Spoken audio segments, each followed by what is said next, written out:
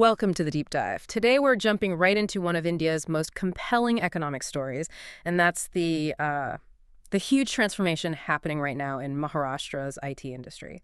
Our mission here is to pull out the most important bits from the state's latest economic surveys, new policy documents, and really focus in on the updates and, the deadlines that were all happening around February 2025. And it's a deep dive that's built on a really solid foundation. I mean, you can't even begin to talk about Maharashtra's tech ambitions without first looking at its economic engine. Right. The economic survey for 2024-25, it just lays out this incredible scale.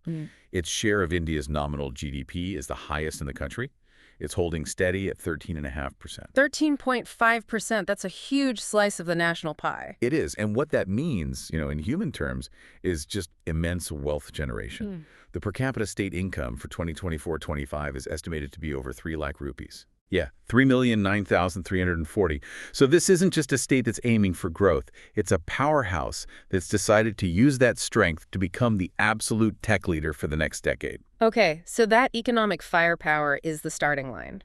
We all know Maharashtra as the financial capital, but its existing tech footprint. It's already massive. Let's try and quantify that before we look at what's coming next. It's a physical dominance, first and foremost. If you look at the actual digital plumbing of the country, Maharashtra is a data center powerhouse. It hosts 60% of the country's data center businesses. 60%. 60. And inside that, Mumbai alone is just colossal. It contributes about 55% of the total national data center capacity. That means it accounts for 52% of the nation's entire DC footprint. It's literally where India's data lives. 52% of the national footprint. I mean, that makes it completely irreplaceable infrastructure, and I'm guessing the market reflects that scale. Oh, absolutely. The state's IT market is estimated at, $48 billion in 2024. That's 19% of India's total. And this ecosystem isn't just sitting still, it's incredibly dynamic. As of early 2025, Maharashtra hosts 26,686 registered startups. That's a huge number. It is. It's 17% of India's whole tech startup community, providing jobs for nearly 300,000 people. So that's incredible momentum. But here's the really audacious part, right? The goal they're aiming for. Maharashtra's roadmap is targeting a massive $1 trillion economy by 2028. And this isn't just about money. It's about positioning the state as India's intellectual, technological, and, knowledge capital.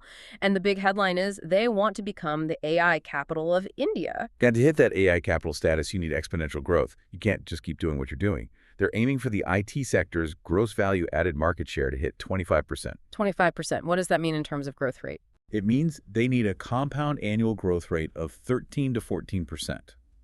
That is a huge jump from their current 10%. So it needs a radical structural policy shift, not just little tweaks here and there. Right. Radical shifts need magnets, big magnets for high-value investment. And that brings us to the core of how they plan to do this. The new Maharashtra Global Capability Center Policy 2025. This is the key.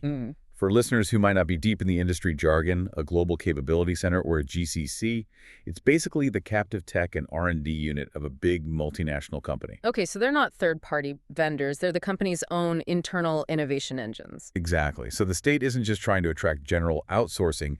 This is specifically designed to attract the highest value functions. We're talking advanced R&D, digital transformation, creating intellectual property. Which is why the target is so ambitious then. Attracting 400 new GCCs and creating 400,000 high-skilled jobs. Precisely.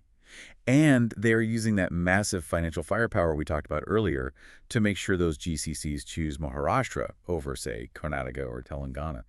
What's really fascinating here is the signal it sends. The state is basically saying it is willing to pay a premium for premium talent. Okay, let's break down those financial incentives because they seem very specifically tailored for high-skilled workers and R&D. What's the one that really stands out for attracting top people? That would have to be the payroll subsidy. Yeah. It's incredibly specific. New units get a reimbursement on salaries paid to Indian employees who are earning a monthly salary above 1 lakh rupees. Above 1 lakh, so they're targeting that high-value employee bracket. Exactly. 1 lakh rupees a month. That's roughly $1,200. So they're effectively subsidizing employees who are already earning way above the national average for tech. Okay, and how does that subsidy work? It lasts for 3 years. It's 40% reimbursement in more developed areas, or jumps to 50% in less developed areas to sort of spread the investment. and it's capped at 50,000 rupees per employee per month for up to 100 employees per GCC each year. It's a huge competitive advantage for attracting those high-end roles. That is a staggering commitment. Huh. But if you're heavily subsidizing high wages, isn't there a risk that companies just come for the 3-year subsidy and then leave? Or that it just inflates salaries across the board? That's the critical tension on the policy, for sure. But they seem to have thought about that. They mitigate the flight risk by tying the payroll subsidies to capital investment incentives. It forces a longer-term commitment. Okay. How so? For what they call ultra-mega GCCs, so those investing over 750 crore, the state offers a capital subsidy of up to 20% of their investment in plant and machinery, and that's capped at a massive 100 crore. You just don't make that kind of physical investment for a 3-year plan. So that connects the talent directly to long-term physical roots in the state. Smart. I also saw something progressive in there about diversity. Yes. And this is a really great inclusion. If a GCC hits at least 50% diversity hiring, so we're talking women and persons with disability, they get an additional 10% payroll subsidy. Oh, interesting. Yeah, it raises that per employee cap, and it really rewards companies that make inclusivity a core part of their hiring. And since the whole point is R&D and becoming the AI capital, how are they actually incentivizing the innovation part? Through the R&D grant, it's designed to encourage in-house research. So companies have to allocate at least 2% of their fixed capital investment to R&D. If they do that, they qualify for a 25% reimbursement on those expenses. And is there a cap on that? There is. It's capped at 50 lakh per year for 4 years, so 2 crore total. But what's maybe even more compelling is the collaborative part. You get an additional 10% if your GCC partners with a Maharashtra-based university on a research project. So that keeps the innovation and the benefits inside the local academic ecosystem. That's the idea. Okay, that's a very comprehensive suite of financial incentives. But R&D centers, these GCCs, they need really stable operations. What are the non-financial benefits to make sure they can run 254/7 without a hitch? They're basically treated these GCCs like essential infrastructure. They get industry status, which cuts through a lot of regulatory red tape. They're allowed to work 247, 365 days a year. And critically, they are exempt from the state's statutory power cuts. No power cuts. That's huge. It's a game changer. And, recognizing the global nature of these places, the policy also allows women to work in night shifts, relaxing some of the old labor laws, as long as robust safety measures are in place. Okay, so if we zoom out, all this R&D, all these GCCs, all this data, it needs a phenomenal amount of power and land. And this is where it gets really interesting, because that digital ambition has to be supported by some serious physical infrastructure, specifically data centers. That is the absolute foundation. Right. I mean, even with 52% of the national DC capacity, they know it's not enough. So the plan is aggressive. 4 new data center parks are planned for key spots like Mumbai, Pune, and Nagpur. And what's the goal for capacity? The goal is to boost the state's total capacity from 500 megawatts to 800 megawatts by 2028. A 60% increase in just 3 years. That's tough, especially in a dense state like Maharashtra. This must have required some pretty controversial changes to land use policy. It did. This is probably one of the most drastic changes we saw in the documents. To solve that land bottleneck, a huge policy shift. Now lets data centers be set up in any zone. Any zone, what does that mean? It means residential, no development zones, Right. even green zones. And that's all supported by Relaxed Floor Space Index, or FSI, norms. It just radically streamlines the whole planning and approval process for these massive facilities. Right. We're building data centers, which are basically industrial facilities with huge power needs in green zones and residential areas.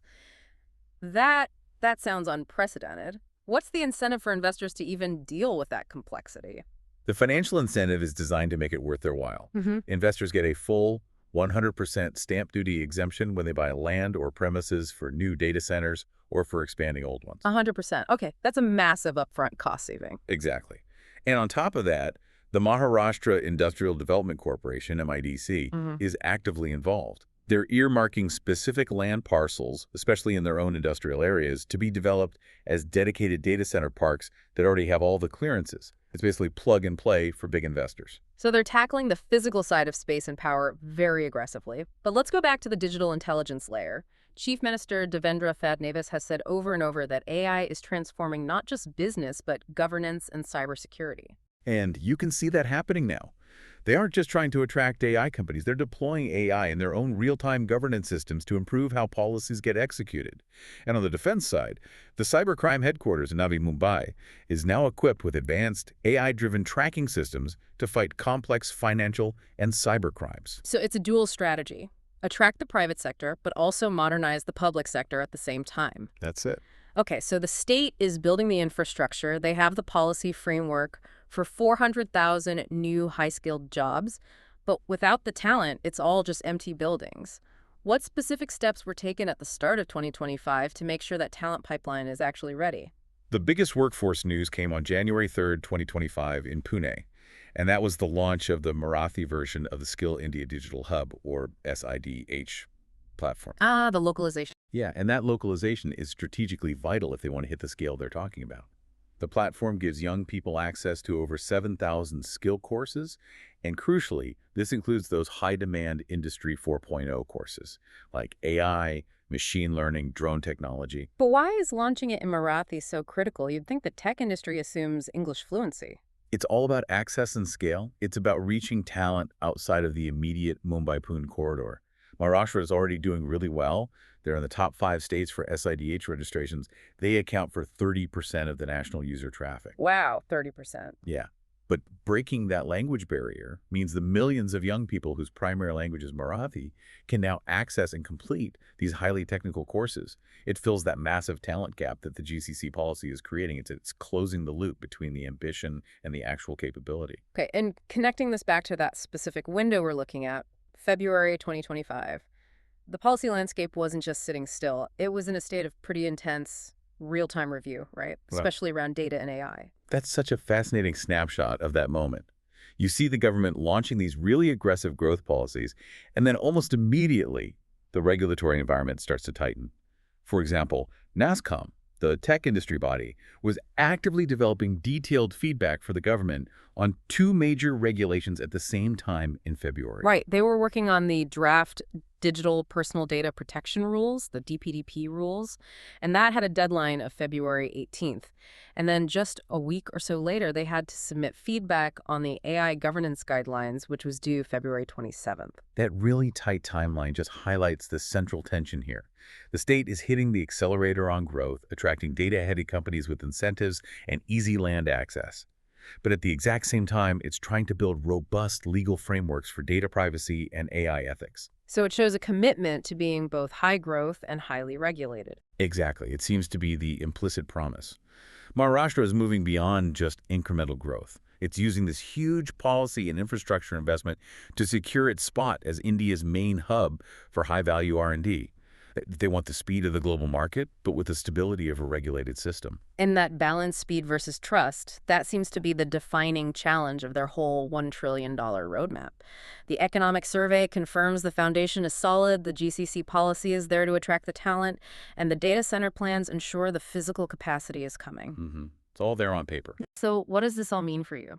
The source material shows a state completely committed to creating 400,000 new high-skilled jobs using these really heavy financial incentives in the GCC policy. We've seen the focus on investment and just sheer scale. But then you have that intense focus on regulation that we saw in February, the final stages, the DPDP rules, and the public consultation on AI governance. So the question for you is, how effectively can Maharashtra really balance its aggressive pursuit of exponential growth and physical expansion, like, allowing data centers and green zones, with the absolutely critical need for a trusted, regulated, and ethical digital ecosystem, especially as AI starts to touch every part of its government and its industry? That balancing act is what will truly define if they hit that $1 trillion goal by 2020.